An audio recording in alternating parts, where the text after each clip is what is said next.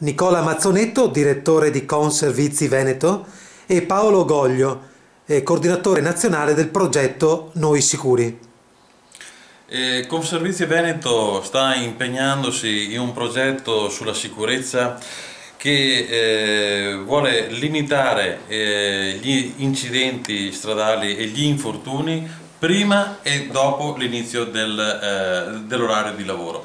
È un progetto che andremo a presentare a tutte quante le aziende pubbliche di servizi che stanno dimostrando una grande sensibilità, e con questo progetto lo svolgeremo assieme all'INAIL e agli altri enti pubblici che saranno e dimostreranno la loro sensibilità. È giusto che questa spesa sociale diminuisca, e soprattutto è una spesa sociale che deve ritornare nella salute delle persone.